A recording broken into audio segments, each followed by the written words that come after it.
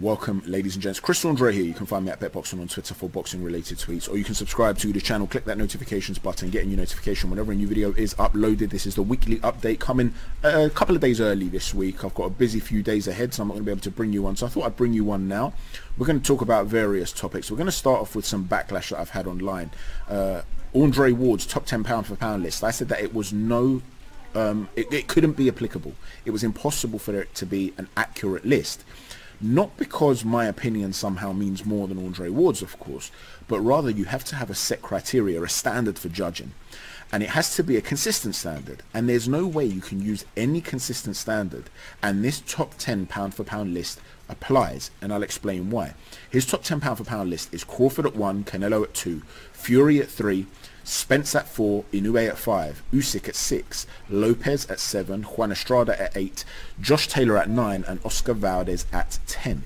Now, how do you judge your pound for pound? If you judge it based on achievement, who has achieved the most over the last X amount of years, say 3-4 years, you're not going to go all the way back to the beginning, because if that's the case, you're always going to have the most experienced fighters who have managed to achieve the most, who are going to be above the current crop. That's always going to be the case. You have to look at a maximum sort of time frame, whether that's the last 3 years, 4 years, something like that. You can go further back than that if that fighter perhaps has never lost, right?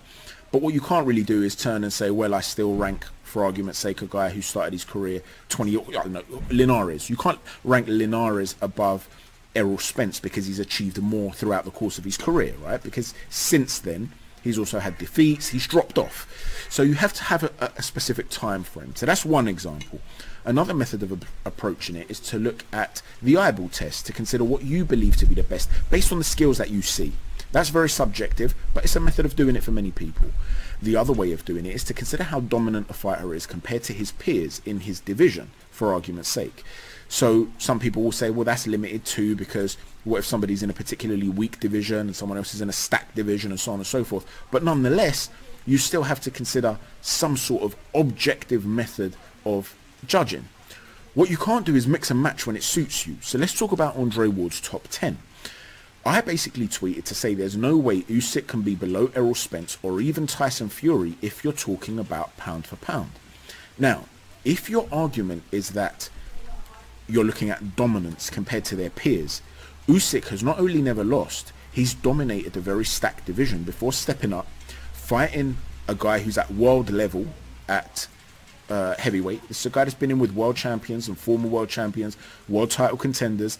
Some of them he's beaten, the likes of Carlos Takam. Malik Scott was very highly rated at one point. Robert Helenius, we still see even now, is hovering around that sort of area. And although he lost that fight, most people felt he won that fight.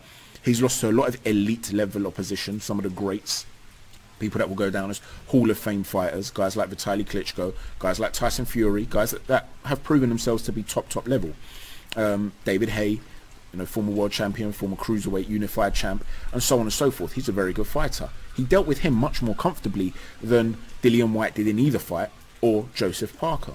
So when you consider that, you've seen him dominate a division, become the king of a division, go up to a new division, and show that he belongs at the top of that division, towards the top of that division. Whereas Tyson Fury, although in my opinion he's currently the #1 rated heavyweight in the world, you have to rate him at #1, he's not really proven he is the main man yet until he fights Joshua, and vice versa. Well, Errol Spence is in the same position. How can Errol Spence be above a guy like Usyk pound for pound when Errol Spence hasn't even proven himself to be the best in his own division? Is he better than Bud Crawford? Would he beat him? How do we know unless they fight?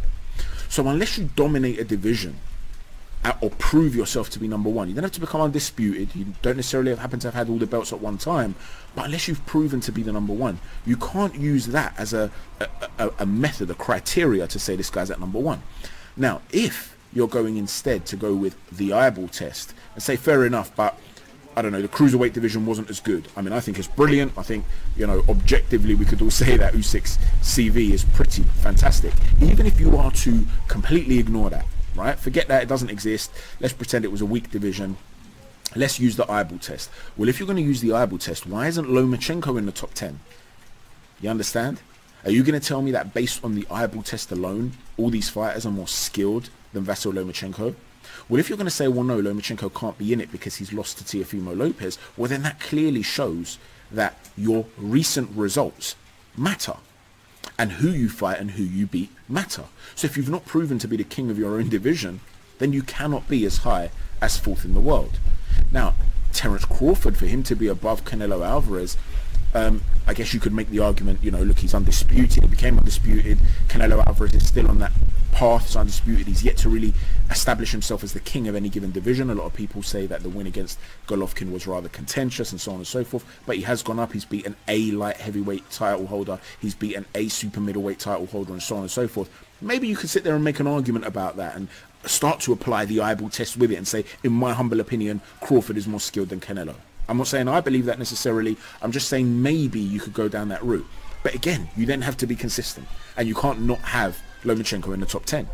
So whichever way you look at it, if you're using a consistent standard, and I'm not telling you which standard to use, that's down to you, because this is just an arbitrary thing. This is a very subjective concept. It's just a philosophical concept rather than a hardcore sort of statistical concept. But at least there has to be some consistency in the way you analyze your top 10. And I'm afraid to say Andre Ward hasn't been consistent.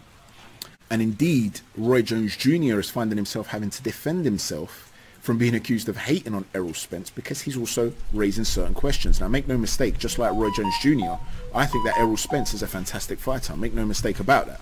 No mistake. Brilliant. Superb. Perhaps he is the best in the world in his division. But he has to fight a guy to see it. And Roy Jones had to come out and say, look, I love the state of boxing, but I keep getting accused of not liking Errol Spence. I really like Errol Spence. I think Errol Spence is a great talent and a great fighter. It's just that when you get two fighters rise to the top, the East and the West, you want to see who's best. The only problem I have is that he's the other top welterweight next to Terence Crawford, who probably has proven himself a lot more than Errol has. So it's like, I don't see the big dog fight. That's the thing. And that's the position I take. We need to see these guys fight each other. Stop supporting your guy, whoever it might be. I get it. You might be a massive Errol Spence fan. I know a lot of guys, you know, affiliate with promoters. You might see yourself as a PBC fan. Fine, cool. If you believe in your guy, demand for his own legacy that that fight goes ahead. This is the reality. Until that happens, you can't just throw people up in the top of the pound for pound list, top 3, top 4, without them having proven themselves as the best in their own division. If you are basing it on the eyeball test, you have to be consistent. And to show that I am consistent, many people here will know that I like Conor Benn. I've spoken about how likable he is. I like the fact that he's been willing to fight anybody so far, above his station almost, and he's gone through the levels at a good rate, considering he doesn't have a massive amateur sort of background, or if any amateur sort of background. So I rate him for doing what he's done. But this consistent calling out of Amir Khan has to stop. Amir Khan's clearly way past his best. He's washed up, to be quite frank. If Amir Khan is washed up and you've tried to make the fight and he hasn't been forthcoming, why do you keep calling him out? On the one hand, you're talking about Sean Porter. On the other hand, you're consistently going back to Amir Khan. It's almost as though you see him as a soft touch, and so you're targeting him. Why are you doing that? Move on. He doesn't want it.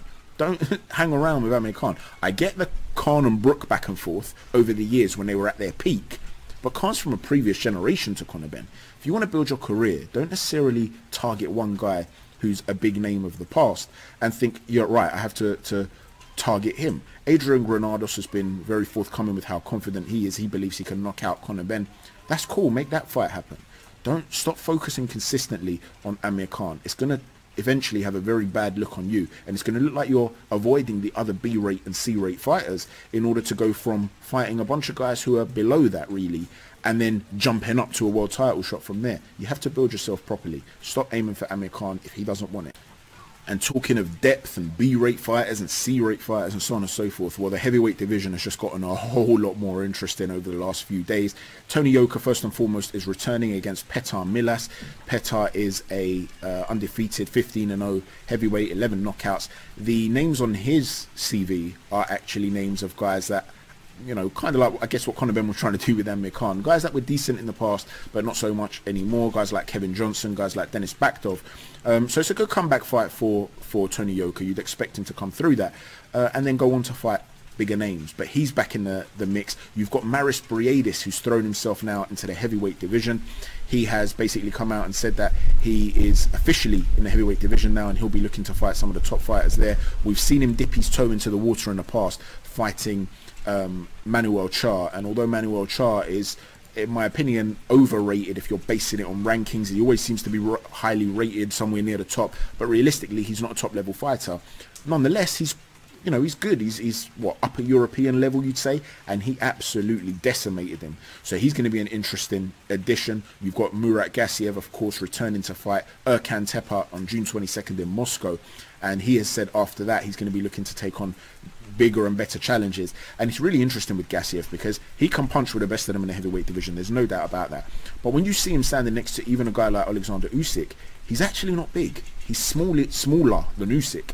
So it's not so much about the punishment he can dish out. I have absolutely no doubt, in my opinion, that he's going to be one of the most dangerous punchers in the division, even as a smaller guy.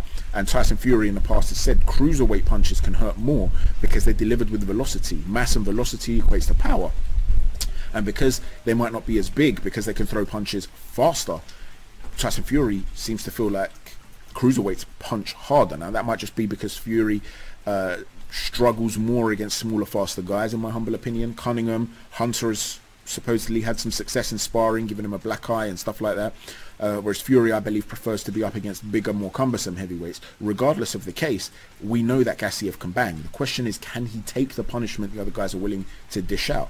But with Gassiev, Briedis, and the return of Yoka, listen, the heavyweight division's having, you know, it's already a turbulent sea, and all of a sudden there are 3 big more sharks that have decided to come and circle those waters. So it becomes much more interesting in the heavyweight division. It's getting a lot more exciting, and there are some big fights to be made. And talking of big fights to be made, Usyk and AJ continues to drag on. Why hasn't this fight been signed? Tony Bellew has come out and said it's a hard fight for AJ. I'm not going to lie, it's a very hard fight. If anything, it's just got even harder because Usyk has now gone back to Lomachenko's father, as his trainer, that is.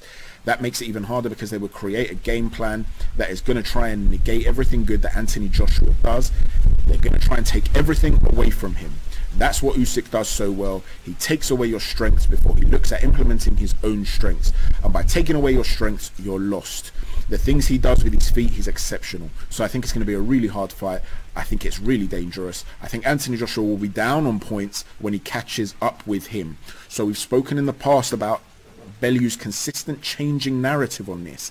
Initially, he used to say AJ is too big, he's too strong. I don't think Usyk hits hard enough, and gradually he started to build more of a case for Usyk. Why is he doing that? Is it because the fight's drawing nearer and he's hedging his bets?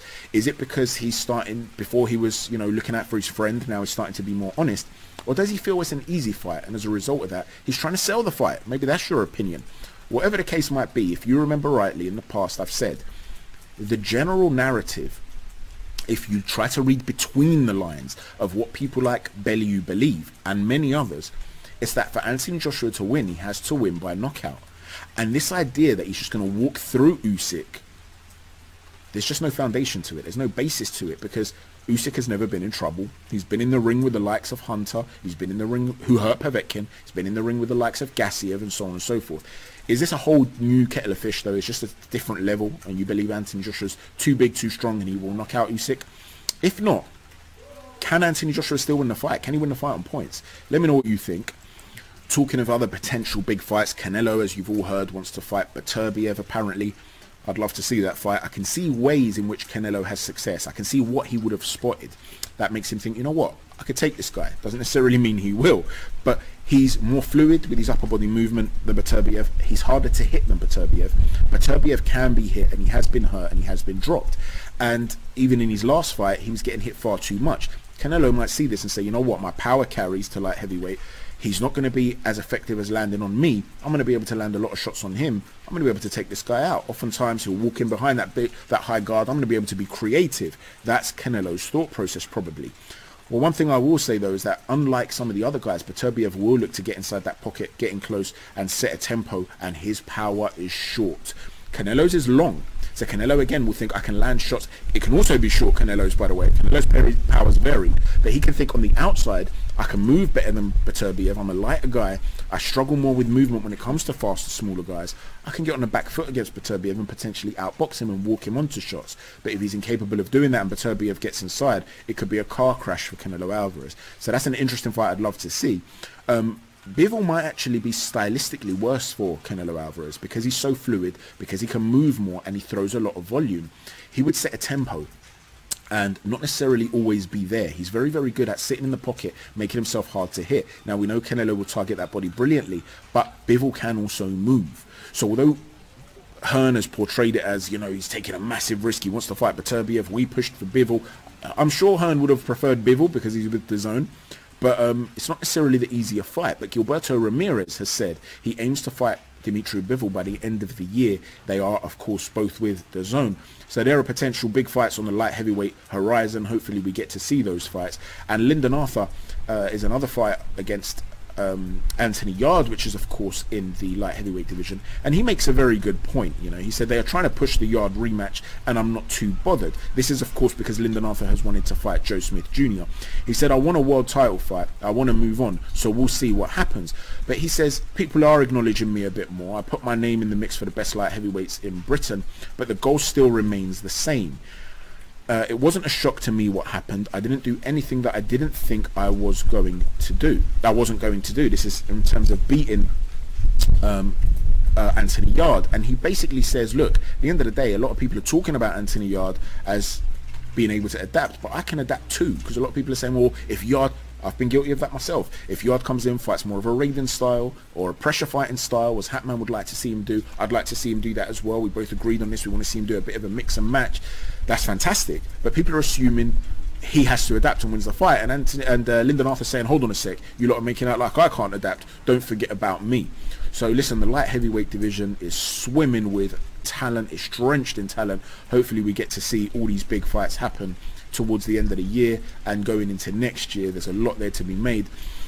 Keith Thurman, by the way, talking about guys that are not necessarily taking the fights they should be taking, he's come out and he's basically said he's not interested in Virgil Ortiz as a fight, and he said he's got his eyes geared towards the biggest fights at 147, but that he's never heard of Boots Ennis. Well, maybe you need to start looking a little bit more into your own division, because Boots Ennis is a problem for anybody. And again, we need to be calling these guys out because we want to see these fights. Keith Thurman's a fantastic fighter. We want to see him fighting other fantastic fighters like Boots Ennis. So let's see Boots get some more opportunities. In my humble opinion, we want to see him in the mix with some of the best in the division to see how he does.